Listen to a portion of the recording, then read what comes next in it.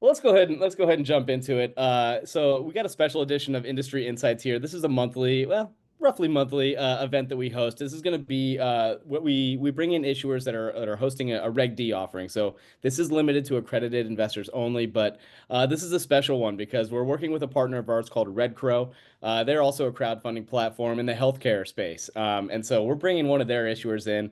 Ricardo Garcia is joining me today, and I'm going to let him introduce himself in just 1 second here. But very excited to hear what he has to say, and the mission that he is on is super meaningful, and I know it's very close to him as well. And so I'm going to give him that opportunity to tell you a little bit about it. We'll move into a Q&A towards about the middle part of this event. So please do use the Q&A function, use the chat role if you have anything you want to ask. This is a smaller group, so we can even put people off mute and make it more conversational as well about halfway through the program. So with that said, I just want to give a quick disclaimer. Of course, everything you hear today, it's not investment advice. Please do your due diligence before making investment decisions. But with that said, Ricardo, I would love to give it over to you just for a quick introduction about yourself, about Oncoheroes, and then jump into a little pitch. And again, we'll get into a Q&A after that. Yeah, well, thank you so much. Well, thank you for the invitation and the opportunity to share who we are, what we do. If it's fine for you, I'm gonna share my screen so that we can make it this more visual. Otherwise, it's gonna be a little bit. So just give me 1 second. I'm sharing my screen here. All right. So okay, do you Yep. see my screen? Yeah. All right. So I'm gonna put it in full screen. Is that okay? Yep. You're all set. All right. So ready. So I'm gonna go ahead. Well, my name is Ricardo Garcia. I'm originally from Spain. I'm a serial entrepreneur. I've been working on the in the IT sector for many years, building companies from scratch. 12 years ago, about 13 years ago, unfortunately, my son Richie was diagnosed with a very aggressive form of brain cancer, and then there were no good options for us in our country, so we had to came to the US for treatment. Oh, fortunately, Dana-Farber took him in, which is a very extraordinary, facility for cancer and pediatric cancer in Boston. They took him in, and then they saved his life. So my son is a brain tumor survivor with about 27 surgeries, radiation, chemo. Life is not easy for brain tumor survivors, but so far so good. So we feel blessed, and we're happy that we are just, living the day today as the better we can together. So that was kind of the inception and the motivation for me to jump into the child cancer world. And then the first thing I did is I launched a foundation that is called the Richie Child Cancer Foundation. We've been around for more than 12 years trying to support pediatric cancer research, but I immediately felt that we need something else beyond traditional, funding going into academia. And I decided that I wanted just to move forward and do something from the industry side. So then I met Chester Spadoni, he's the other co-founder of Oncoheroes Biosciences. So Chester is another dad. Unfortunately, he lost her daughter because of cancer. He set up his own foundation in UK years ago, and then he's been very active in supporting pediatric cancer research because he's a biologist, molecular by training, with a lot of expertise in the pharma industry. But then he also felt the same, kind of just frustration that, despite of the efforts in pediatric cancer from foundations and in the philanthropic world, and there were not really so much advance. And he thought about, okay, we will need to set up a biotech company. He never did it before, so somebody else thought that it would be great just to introduce us to each other. And then that was a very good combination. So we partnered some years ago to launch this company. Pediatric cancer is a rare disease. So we're talking about over, one case every 2 minutes. We're losing 90,000 kids and adolescents still, every year because of cancer. It's the first cause of death. And what a lot of people doesn't know is that child cancer is a completely different disease than adult. So it requires another treatment. It requires another approach. But despite we're dealing with a different disease, we're still treating most of our kids and adolescents with drugs that were initially developed for adult cancer, and drugs that were initially developed for adult cancer more than 30, 40 years ago. The only thing we're doing sometimes is adjusting the doses. And it is true that we are curing, and that we have made some great progress in some type of pediatric cancers, like, for instance, some leukemias.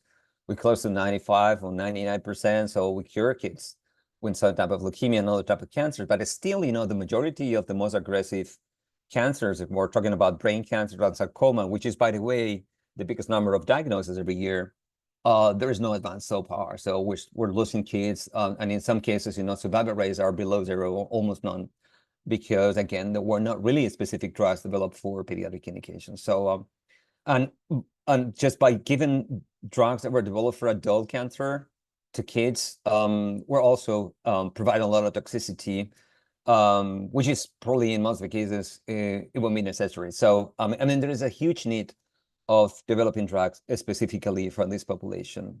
So what happened so far? What happened so far is that we've been doing a lot of efforts, and parents, foundations, different groups of within the child cancer community. I think we did a huge job and a great job by providing funding for research in academia, and to develop a new drug. So there is kind of more or less two big phases. So you talk about early phase or drug discovery phase is where the parents and foundations, philanthropy has been doing a great job funding a lot of projects in many different academic research centers. But when something is really outstanding and you get to the point that, okay, generate very interesting data in animal models and it's ready to be tested in humans, is then, within the child cancer community, is that everything falls in the valley of that. It's because, well, you need someone from the industry. You need a partner with expertise in all the regulatory process and just executing clinical trials and hopefully and eventually approving the drug and bringing it to patients. And this is where we didn't have anyone coming from the industry traditionally to support all the efforts like that we've been doing so far for so many years in the early stage. So again, it's been a lot of frustration in the pediatric cancer space because you have to realize in the US, I think we all raised together foundations and families to support pediatric cancer research in academia about $100 million. So it's a lot of money. But unfortunately, despite of $100 million every year that goes to support pediatric cancer research in academia, there were not really new drugs going into patients. So if we think about how many drugs approved so far, specifically for pediatric cancer, we're talking about 6, 7, and versus about 200 for adult indication. And the reason is, well, pediatric cancer is a very small market. We're talking about $5 to $6 billion market global. And adult cancer stock is about $200 billion. So it's a huge difference. And of course, the industry, it's been always very interested in going for the big profit and focus in big population, which is not only happening in pediatric cancer. I mean, again, in general, rare diseases is what happens sometimes. I just want to clarify that there's a lot of misconceptions on pediatric cancer. We've heard sometimes, well, it's complicated developing drugs for pediatric cancer because, well, the pathway for getting the drugs approved is longer. You're gonna struggle recruiting patients. It's gonna cost a lot of money. Well, this is not true. So the truth is that the drugs, when you are developing a drug for pediatric cancer, there's a lot of pathways to get accelerated approval. So there is a lot of commitment from the FDA, from the regulatory offices and institutions to help us just move forward and accelerate the development of new drugs for pediatric cancer. But second, it is not really complicated to recruiting patients in pediatric cancer because unfortunately, about 50% of patients are waiting for trial, which means that there is no other option for them because we're dealing with a rare disease. And of course, there's no drugs to treat most of the cancers that we are seeing in pediatrics and adolescents and young adults. So that only happens in 5% of the adult population. So when you open a trial and you're recruiting, I can guarantee that there is no problems to identify potential participants because again, there is a huge need. And there are a lot of families waiting for an opportunity to enroll their kids, into a clinical trial. And finally, developing a drug to be in pediatric cancer, it's very cost efficient. So if you would need to, I mean, it's just because a tiny fraction of what you would invest in developing one drug for adult indication. And the reason is because, well, first of all, you can get a drug approved for pediatric cancer in phase 2, right? So in adult indication, you probably need to go for phase 3, and then you have to recruit thousands of patients, which means a lot of money. So in pediatric cancer, you can run a phase 2 trial with just 20 patients, right? And if the data is very provocative, and then if you show that, a lot of efficacy, you can get accelerated approval right away. So which means that, investing or spending, or I would say, funding pediatric cancer clinical trials it's not so expensive as a lot of people thinks about it, right? Why now? Why nobody built a company only focused on pediatric cancer before? Well, I think it was not the right time. Today and during the last years, because of the effort of so many advocates from the child cancer community, we managed to engage the regulatory office and the government in to help and to push for developing new drugs in pediatric cancer. And then there are different type of incentives. For instance, the rare pediatric disease designation. This is an incentive that is given for companies developing drugs for pediatric cancer, which means that if a company is developing a drug for pediatric cancer and it's approved for the first time for the indication for this pediatric cancer indication, the company is entitled to receive something that is called a priority review voucher. If a company receives a priority review voucher, means that you can trade the voucher in the market. So there's going to be another company, probably a big pharma company, interested in acquiring this voucher because it provides a shortened review of the process of a drug before it's approved.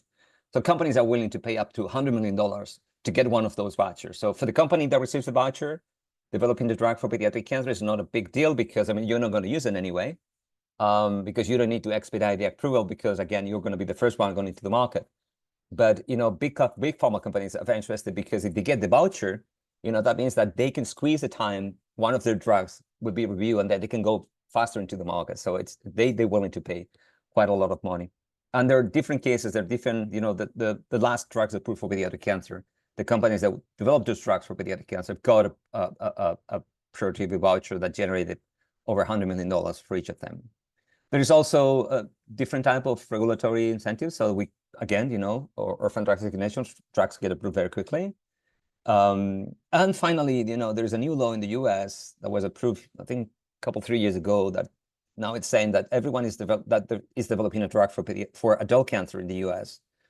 If the drug shows some kind of potential therapeutic window to treat different type of pediatric indications, then the company may be forced by the FDA to conduct trials in children. And before the law, that was optional, right? But now it's kind of mandatory. So this is great because we've seen a lot of companies with a lot of interesting potential new drugs that are currently being developed for adult indication, but they don't have the expertise, not the experience, not the interest from the investors to really conduct the trial in children, despite of they're going to be forced for doing that. So we are kind of the partner of choice for all of them. And it's great. This is great because we're seeing a lot of potential candidates to our pipeline. And there, again, there are a lot of opportunities of drugs that are currently ready to go to the clinic that could really cure or treat different type of pediatric indications. So Oncoheroes, as far as we know, we're still the only one company only focused on developing new drugs for pediatric cancer. So it's not about Chester and me as a founders. Of course, we have a group of experts from the industry that are members of our team.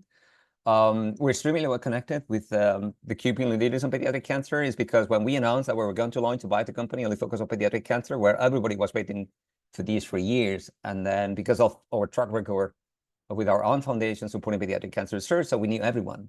So it's been quite interesting to see how we were able to engage so many experts from all around the globe into helping to build this company. And then we've got also a lot of great foundations that were traditionally funding research in academia, jumping on board and also funding and providing fund for building a company, becoming, shareholders and mission funders of our company. So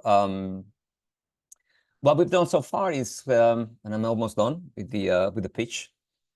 We managed to build a first version of our pipeline with 3 potential new drugs that are going to go into the clinic. With the capacity of the possibility to treat up to different type of very aggressive forms of pediatric cancers. And we're talking about mainly brain cancers or sarcomas, which are the most difficult ones.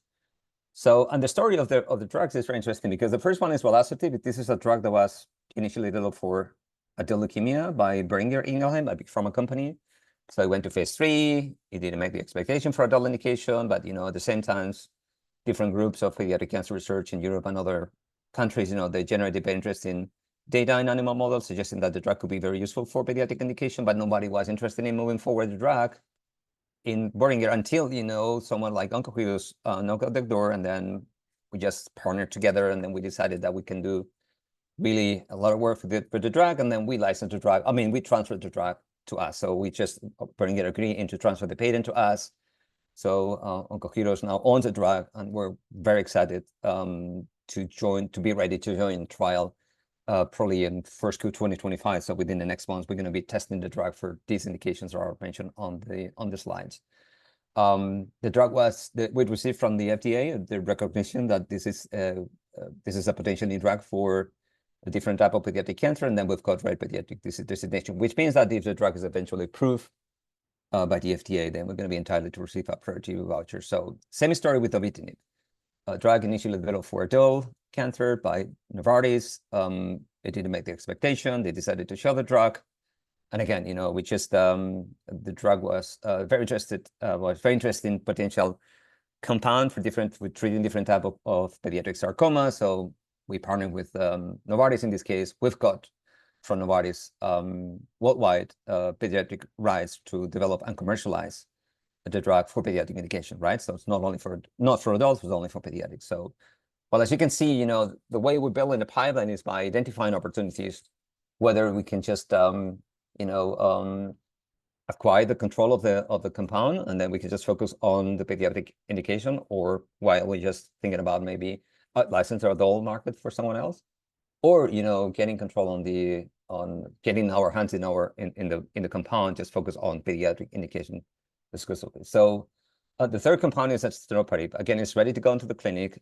It's currently being developed for adult cancer, and this is a result of the race for children. So Alarity is a company that is developing this compound for adult indication, and they may be invited by the FDA to conduct trials in children as well, because there's been a lot of information, a lot of interest in PARP inhibitors in different type of pediatric cancer indications. So I think we show up on the right time, and then we partner together. So they are very focused on adult cancer, while we are moving forward to drug for different type of pediatric indications. We're just getting ready with the additional preclinical data to go to the clinic. So in summary, we go into the clinic with volasertib and avitinib, 2 different clinical trials for testing those 2 compounds in 8 different type of pediatric indications. So it is very exciting. I think it's the first time in the industry that we've seen, a company, definitely only focus on pediatric cancer, but with 2 drugs with the potential of treating up to 8 different type of very aggressive forms of pediatric cancer. So so I would say, our go-to-market in terms of the business model, well, I think we see ourselves as a partner of choice, as the experts on developing drugs for pediatric cancer and doing all the clinical drug development phase. We may be in the position to commercialize those drugs directly in the US and European market, is because, well, again, the drugs will be approved for the first time ever in this indication. So you don't need really a huge infrastructure to bring this drug into market. But having said that, we are also opening and considering, of course, partnering with pharma companies and distributors, to get the drugs into patients. So that's not too early for us. We're just now focused into get to the clinic and, of course, hopefully get one of the drugs approved. For other markets, we are a global company, so we're planning to bring those drugs everywhere in the world. And of course, in most of the cases for other territories, probably the right formula would be out licensing the rights for other markets. So again, it's too early to know. We may consider maybe out license the rights worldwide for our drugs. So again, too early. We'll see what happens. For now, our goal is just to get as much as drugs into the clinic and seeing them moving forward and get them approved to patients. So I would say maybe a good pause here. Yeah, I think so as well. And I really appreciate, and it means so much that you're sharing your background, the background of your business partner, Cesar, as well as just the stories that have kind of led you to this. And I think definitely on me, but it probably gets lost on a lot of people, the focus on adult cancers and maybe a little bit of neglect towards the pediatric side. And it's challenging to hear sometimes, and it's just so refreshing to have people like you that are really trying to solve that mission and maybe put to bed some of the misconceptions. I think that was really a powerful slide in the beginning, is these reasons why there is neglect towards the pediatric side, but there's all sorts of reasons why it should be focused on as well. And so it means a lot that you and Cesar are doing that. Um, Obviously, I think that you've probably had a career, before this as well, and I know Chesar has as well. I'd love to hear a little bit about your background, just building businesses and just within this space, whether it's healthcare or outside of it, Yeah. just to kind of give everyone an idea of, your capability of Well, doing something like yeah. this. Well, I think. Well, I'm not coming from the life science industry, so my background is computer science. I've been a serial entrepreneur, building companies from scratch on the IT sector, primarily with a lot of innovation component. So I just launched my first company when I turned 16, and then I sold the company afterwards. It was just, okay, first one, was so successful. And then I thought, well, this is going to happen again. And of course, I failed, like most of the entrepreneurs many times. And then it's just was more lucky with other endeavors. Um, but I think, the combination of I mean, I probably am the only one that is not coming from the life science industry, but I'm the least important person in the team, to be honest. I think Cesare and the rest of our experts, we have experts, CMC experts, regulatory experts, literally people that lives in front of the FDA with a lot of expertise. I think, and our scientific advisory board. So we are guided by the experts, the key opinion leaders, the ones that are identifying and matching potential new drugs and treatments with indications. So we also attend those international meetings where we get when you get all the experts from the FDA, from foundations, industry discussing about, okay, what are the right targets in pediatric cancer, what we should do. I think it's not about each of us. It's about the right people around the table. And again, just coming back about myself, my expertise. I mean, I've been forced to learn a lot about pediatric cancer because of my son's disease. And I'm passionate, I'm passionate because I think, it's kind of a mission's life, since my son was diagnosed, and we are extremely well connected also with family. So I think we are a biotech company that really understands the needs, funded by two dads touched by the disease, but also because we have our own foundations. We are very engaged in and very embedded in the child cancer community. So we understand the consequences of drugs, the side effects. So we're extremely well versed in pediatric cancer. And I think this is one of our main assets, to be honest. I think Oncoheroes, as you can see, we don't have our own technology, but the innovation is about the model, is about just being able to build a company with a multi-asset pipeline and prove everyone that just with a tiny fraction of the money that you will invest in adult indication, you can become very efficient and bring drugs into patient without the needing to incurring and burning, a huge amount of cash or having a huge number of employees on board, and which is what happens traditionally in biotech. So that's the thesis we're proving right now. And so I think we get in the right direction. Yeah, I mean, I would agree with everything there. It's whether or not this is an industry that you have 60 plus years experience in, or whether it's something that's a little bit newer, that's irrelevant. You've made incredible connections, and now I looked at the leadership team on your offering page, and it is definitely worth checking out for everyone who's tuning in here. There's a good team behind Oncoheroes for sure. And you mentioned something about the asset pipeline, and I'd like to dive into that just for a little bit further. I mean, how do you guys select some of the assets that you're going to incorporate into this pipeline? Well, I think it's because, again, we've been around for several years, and we are attending every Yeah. specific laser focus pediatric cancer event, congress, meeting, gathering.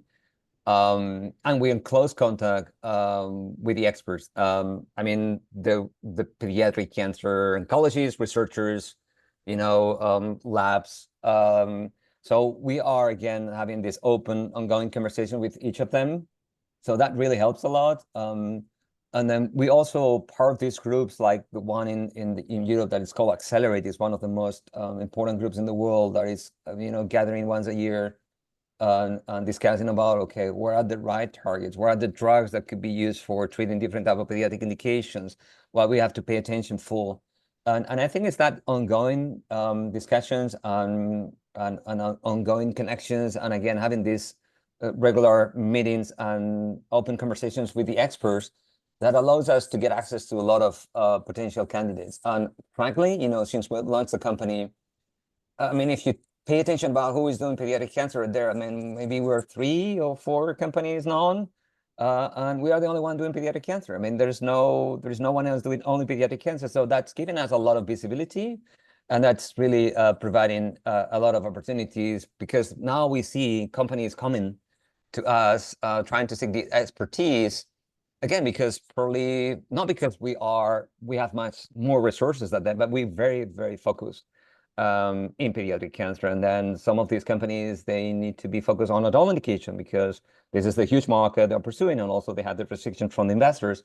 And eventually, there's going to be a lot of pressure from here and there, fortunately, for moving forward new drugs to pediatric cancer. So somebody has to do the work.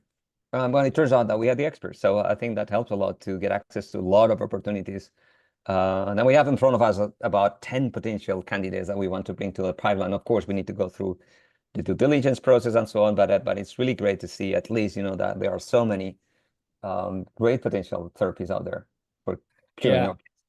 Yeah, I mean it's challenging to talk about it in such a positive light because it's, very just a sad fact of life that this is even a problem that exists, but um it is refreshing to, to have people focusing on all areas of the population, and pediatric arguably is the most important.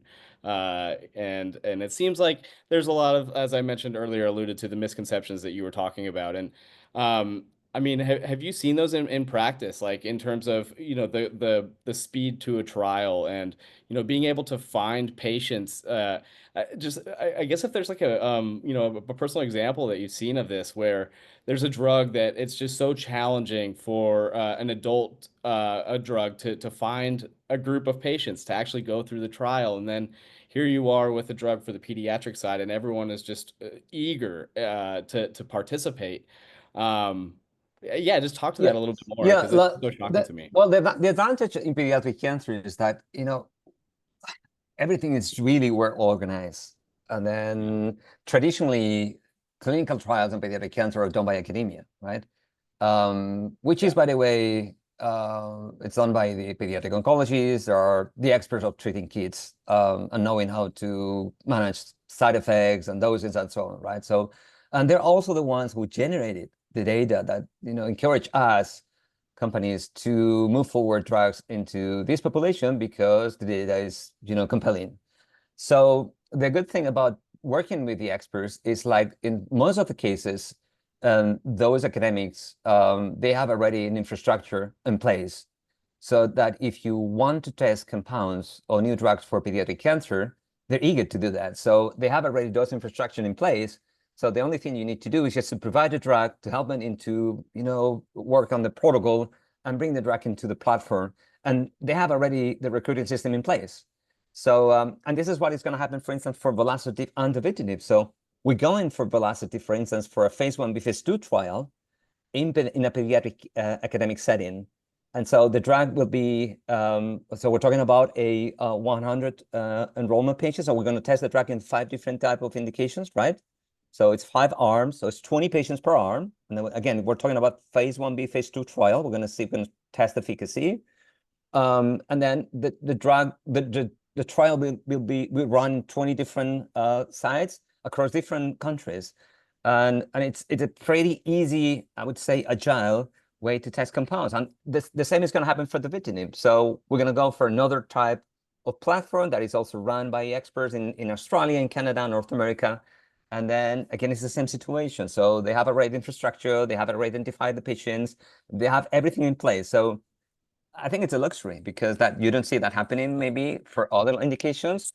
But in that case, we need to rely on the expert, and that's kind of more or less our strategy. So let's try to bring as much drugs as possible into the clinic. Let's utilize the infrastructure that is already in place. Let's work with the experts that, by the way, generated the data and are just supporting the trials.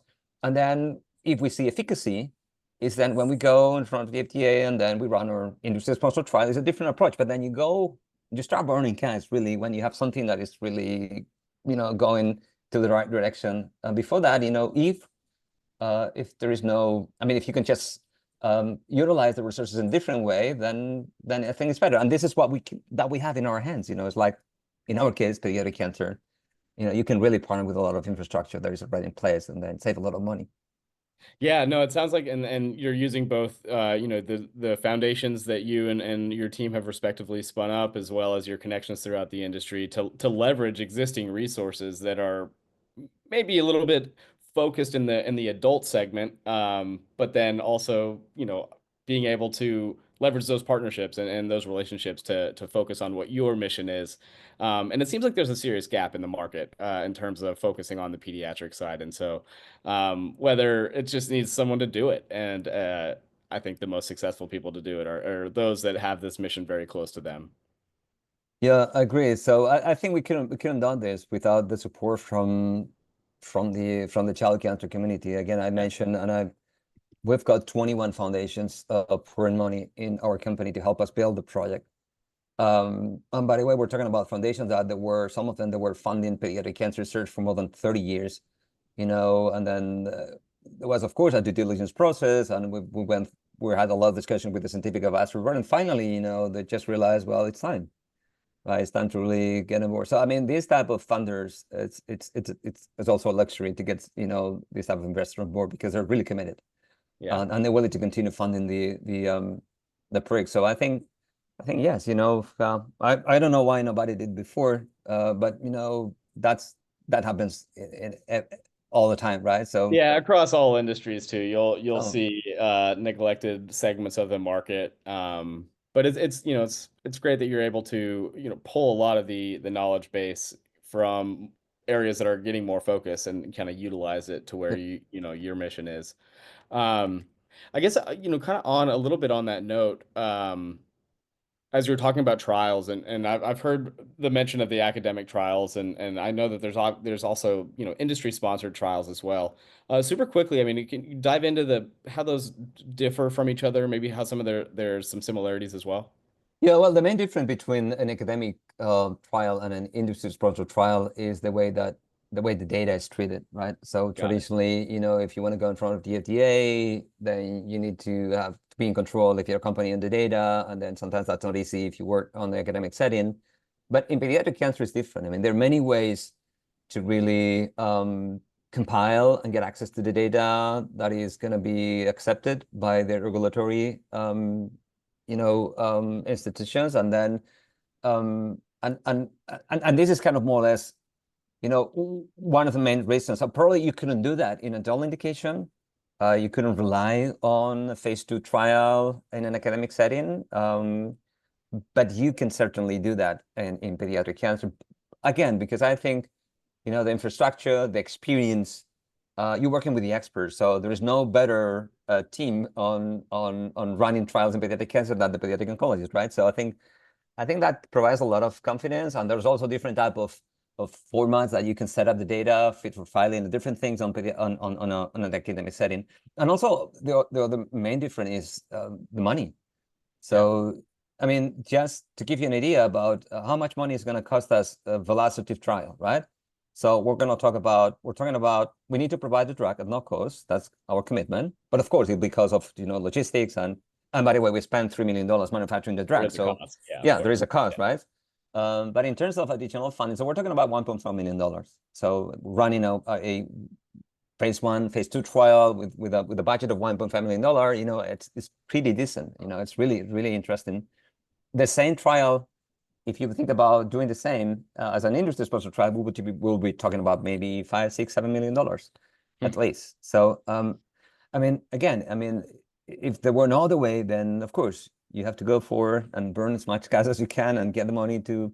But there is a way that we can really, test those compounds, and you want to be sure that you really invest in the resources in something that it's promising, right? That it's really ready to, or with the highest chances to get approved. So I think this is what we decided. Okay, then I think it could be a very good strategy for us. So let's test those compounds in the clinic in an academic setting, and then when we have data that is really compelling in terms of phase 2, then I think it's time to really move forward to the next level, because Put the and resources of behind. course then you're less risky, and then you have more credibility, and then you have something that, well, it looks very promising. So It's just about Yeah, I mean, for better or worse, the progression throughout, of different various FDA trials and stages is a fascinating process. And, I think that having, people in your corner and yourself included at this point, you have gained very adequate experience. That makes it a lot easier to navigate that whole process. So I think you're right. I mean, you gotta be very strategic in the beginning and see what's promising, and then you start to put, some serious resources behind it, and then you're going to get more attention across the industry as well, and throughout your different various relationships once Yeah, you get.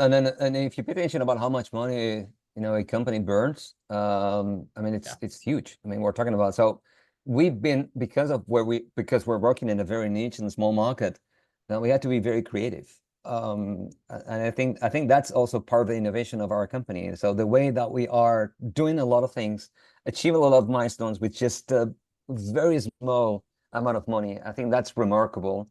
yeah, So I think, again, we're proud about that. So now the next step, of course, is just to dose the first patient. So this is our next big milestone. Well, we managed to build a company with 3 clinic-ready assets, right? So we completed a manufacturing campaign. We've got 2 RPD. I mean, we've got 2 endorsements from the FDA in terms of that, we're going to be entitled to receive priority. But I think we did everything. We just checked all the boxes. sure. And again, with a very, very small amount of money. So, Yeah. well, Well, the biosciences, there's so many vast differences growing a company, whether it's tech in the tech space, whether it's in tangible consumer product goods, or whether it's in biosciences. But one thing remains consistent across all of those is in the very beginning, you have to be strategic, you have to be scrappy and very resourceful, and have a lot of knowledge on where you're putting your resources. Quick question came in from Jeff. Oncoheroes Biosciences. They're raising on Red Crow. It's a crowdsourced funding platform in the healthcare and medtech space. So I've put the link. I'll send the link over again. But yeah, definitely check it out. I wanted to mention or ask, I guess, Ricardo. You talked a little bit about how wisely you need to use resources, and especially at this stage, and as you progress through different FDA trials, I'm sure that lots of people want to participate, and the money will be a little bit easier to come by. But how much have you raised so far yeah. in capital? Yeah, we've raised so far about $14 million. Okay, So between non-dilutive and dilutive funds, so I would say investment has been around, is about $12 million. And then with that amount of money, we managed to build this pipeline with 3 clinic-ready compounds. So we also completed the amazing. manufacturing campaign for velocity from scratch. And then we've got, the rare pediatric disease designation for 2 of our compounds on orphan drug designation, or lead compounds. Um, um, and yeah, and then we're ready to go into the clinic now. So it's like, again, if you would think about how much money would you need if you would be trying to do the same with just one compound in the null indication, there's no way you can really Yeah. get into the clinic with only this amount of money. So I think that says a lot. I think that really proves that there is a way you can make an investment in a company with the opportunity, because I think one of the main, I would say, um, interesting points of the company is, like, we can build a multi-asset pipeline, because in biotech, you go into the clinic and sometimes, there's failure, right? So science is science. So if you are traditionally, when you invest in a biotech company, so all the resources goes to one unique asset, and then a lot of money, because it requires a lot of money. And then if the asset fails, then either you shut down the company, and then you get more money, you raise more money, you just start building a pipeline. But in our case, we have a luxury situation. It's like we can really have a lot of eggs in our basket, right? And Yeah. that's kind of more or less the idea. So to have a multi-asset pipeline, different shots on goal, different, oh well, the fire alarm, it's okay. Different shots on goal, and eventually different molecules in the clinic, and eventually some of those molecules will be approved. So, and if one of the molecules fails, then it's okay. The company will continue because we have other eggs in the basket. So I think that's really important.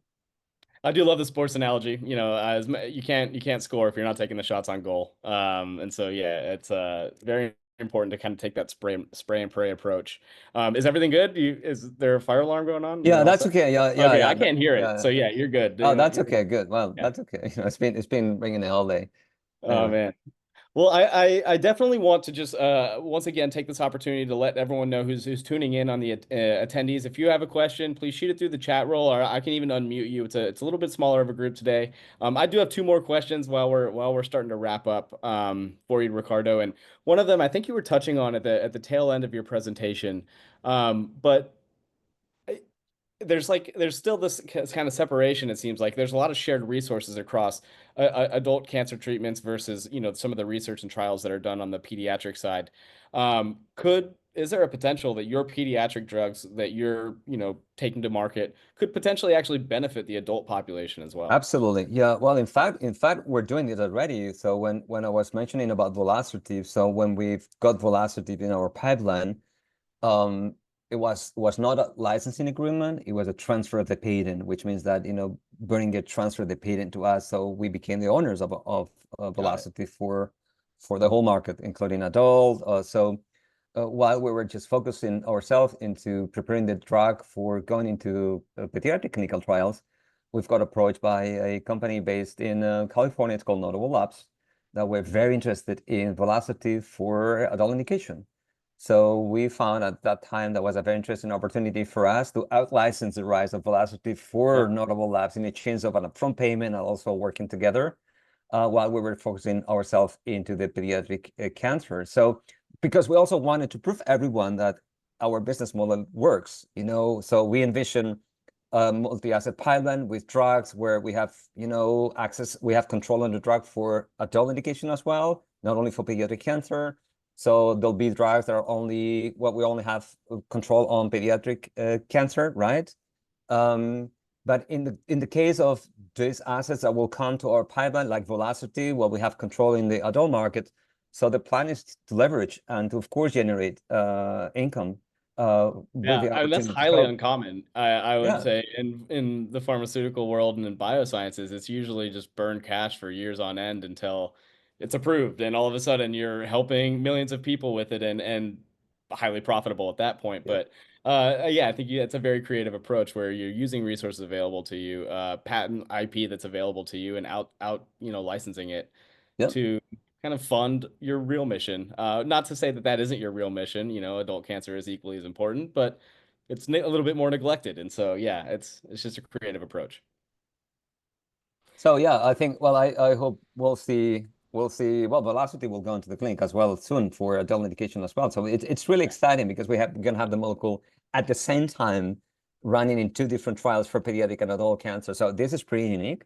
cool. Yeah, And then I anticipate that this is gonna be, we're gonna see this happening again for sure. And then we're already identifying and discussing potential new assets, and we're talking about the whole license for adult market as well. So yeah. yeah, again, there are Well, a lot of yeah, that's very opportunities in the exciting. pharma industry.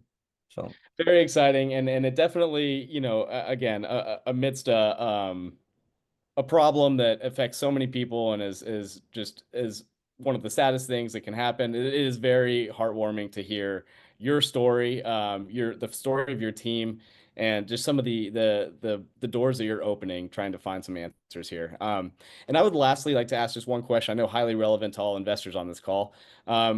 And I think it probably tailors into what you were just talking about. But what are some exit strategies for Oncoheroes as you continue to grow, and where do you see that going? yeah, well, I would say, we're the right answer is optionality. So I think we're pretty open, we're pretty flexible. Of course, we care about the mission. So we want to really position the company as the expert in the world and the partner of choice for the pediatric population. There could be it could happen several things. So we could be, acquired by a group that is all of a sudden interested in to jump into the pediatric landscape, and then they require a group of experts. So, that could be something like that happens, an M&A. It could be that, we continue by ourselves, then eventually, we generate cash enough, the company is financially in the right situation that could continue going on and keep growing privately. Yeah, I don't know, stock market, it's something that, Yeah. well, this is very, sometimes maybe it's not the right thing for us, but we don't know. I think the right answer is we want to provide the best value for our investors, and also make the company and increase the value of the company as we move forward. So I think if we deliver and then we achieve the milestones that we believe, and then we get our drugs into patients, and then eventually those drugs are going into the market, so the value of the company will continue. And remember, we're talking about a $5 to $6 billion market, and there is no one really there paying attention only for that. So if we do things well, so with a pretty lean organization, utilizing the existing resources, pretty efficient in terms of how you spend the money. I think it's a very reasonable opportunity in terms of investment. Definitely. I got one question that just came in as well as we're wrapping up here. And again, thank you everyone for tuning in this afternoon. So Jeff's curious, because of the difference in age, the formulations need to be very different, pediatric versus adult formulations. And just talk a little bit about the expertise within your company as it relates to those differences that are. Yeah, we're precisely discussing about formulations for terbinafine. So we're gonna go for different type of formulations, and we're working already preparing formulations for pediatric. It's true, formulations are different for adult and for pediatric, but we are extremely well capable of our company. We know, again, we have our experts CMC, on team, and the rest of the team have a lot of experience on that, and we're working on that, by the way. So it's like it's already on the schedule, and it's already one of the things we want to prepare, especially for some of our drugs that are going to the clinic. Yeah. And also thinking about distribution, right? Going to the market. So eventually when those drugs are approved, then you may think about probably having different type of formulations, because otherwise, it's going to be confusing in the future if you're using the same type of formulations for both populations. So there's so many strategic reasons why, it would be recommendable to have a pediatric formulation only for this population. Definitely. Well, again, an enormous thank you to you, A, for joining this call for the last hour or so, but B, largely just what you're up to. And I think it's an incredible mission. It seems like you got a really well-equipped team around you as well. So to everyone tuning in, again, thank you for your time this afternoon. Please do go check out Red Crow platform, and then more specifically Oncoheroes Biosciences, raising on Red Crow. This is a deal for accredited investors only. It's a Reg D offering. We'll send a follow-up after this event with the recording, some contact information for Ricardo. But in the meantime, yeah, huge thank you. And Ricardo, I appreciate the time so much. Well, thank you so much for the opportunity. Yeah, looking forward to continue the conversation another time. Yeah, definitely. We'll That's bring really you great. back. I really enjoyed it. Thank you. Well, take care, everyone. We'll see you next time. Have a great afternoon. Bye-bye. Take care. Bye-bye.